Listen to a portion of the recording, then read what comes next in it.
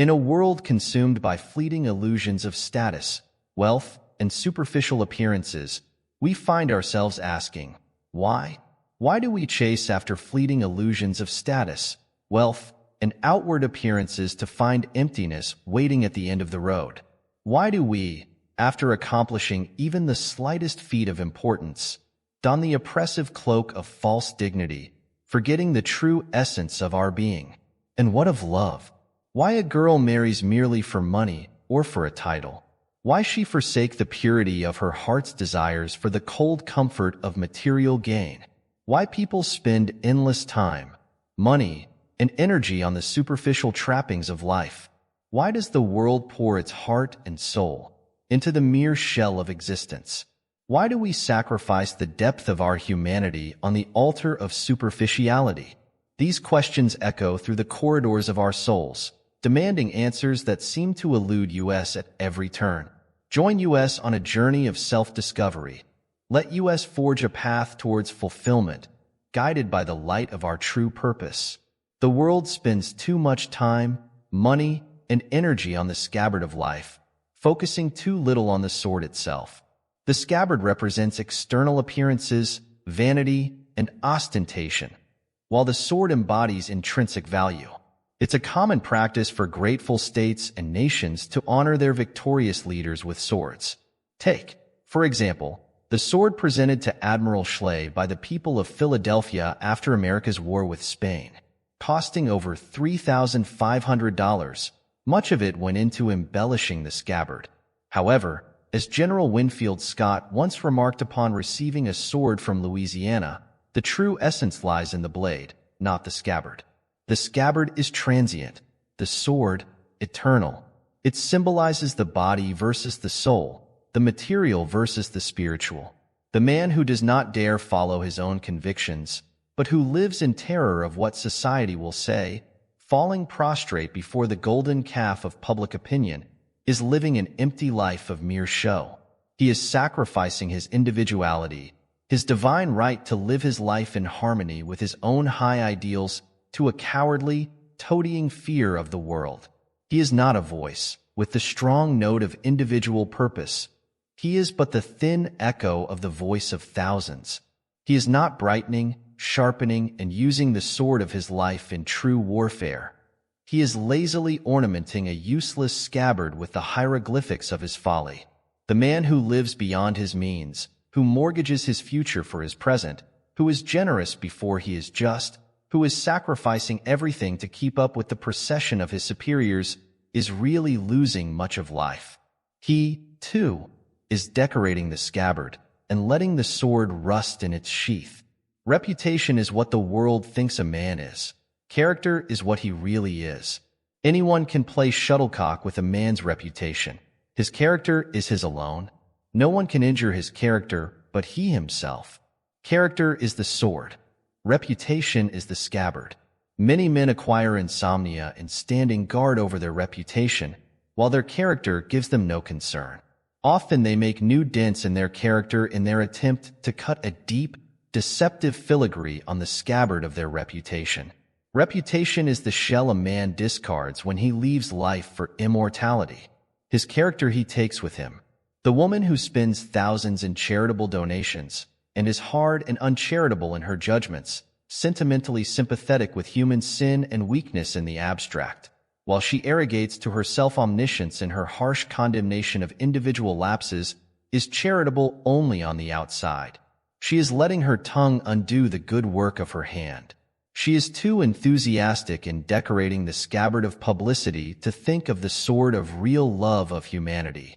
He who carries avarice to the point of becoming a miser, hoarding gold that is made useless to him because it does not fulfill its one function, circulation, and regarding the necessities of life as luxuries, is one of nature's jests that would be humorous were it not so serious. He is the most difficult animal to classify in the whole natural history of humanity. He has so many of the virtues. He is a striking example of ambition, economy, frugality, persistence, willpower, self-denial, loyalty to purpose, and generosity to his heirs. These noble qualities he spoils in the application. His specialty is the scabbard of life. He spends his days in making a solid gold scabbard for the tin sword of a wasted existence. The shoddy airs and ostentations, extravagance, and prodigality of some who have suddenly become rich is gold-plating the scabbard without improving the blade. The superficial veneer of refinement really accentuates the native vulgarity. The more you polish woodwork, the more you reveal the grain. Some of the sudden legatees of fortune have the wisdom to acquire the reality of refinement through careful training. This is the true method of putting the sword itself in order instead of begiming the scabbard.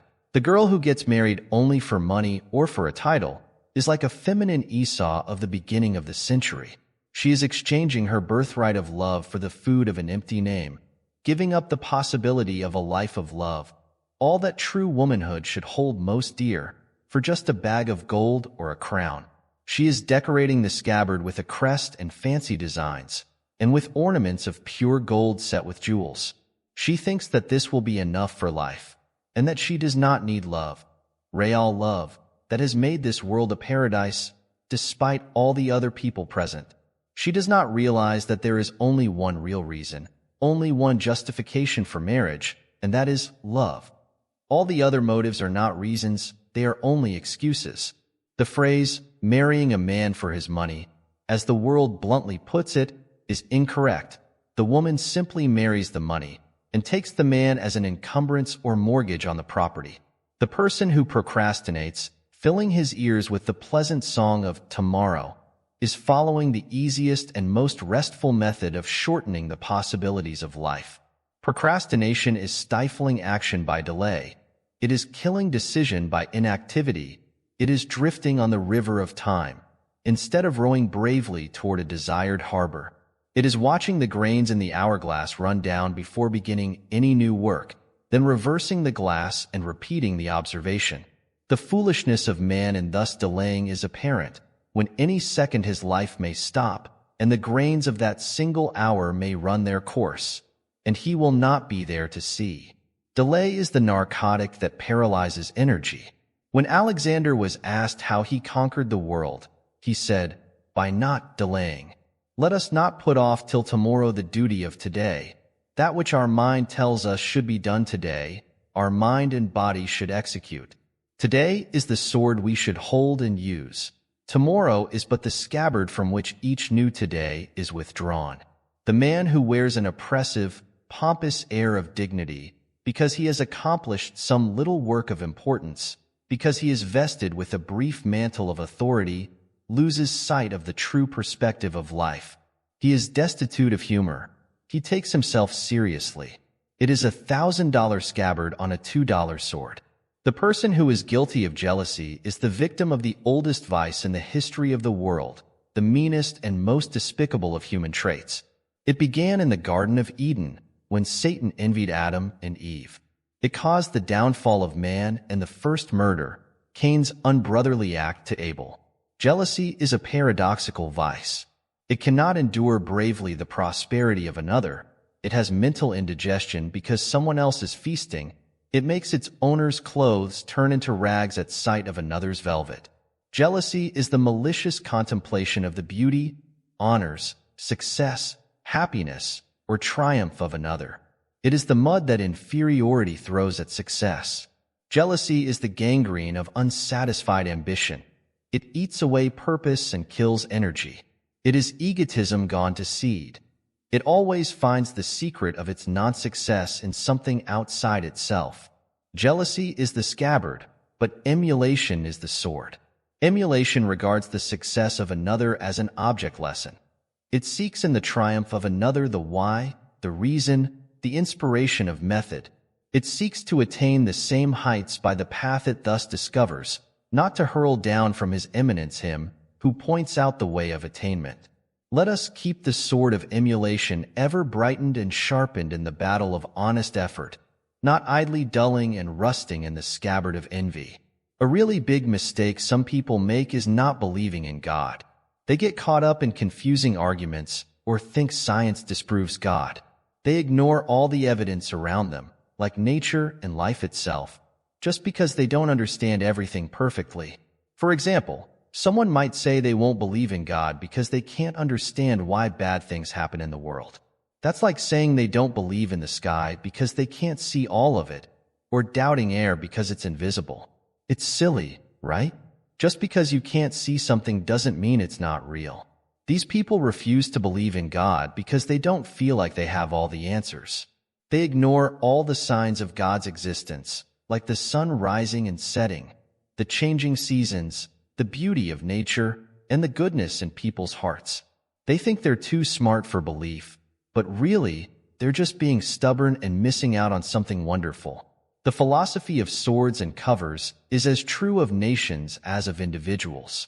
When France committed the great crime of the 19th century by condemning Dreyfus to infamy and isolation, closing her ears to the cries of justice, and trying to hide her shame with even more shame, she put away the sword of a nation's honor in the cover of a nation's crime.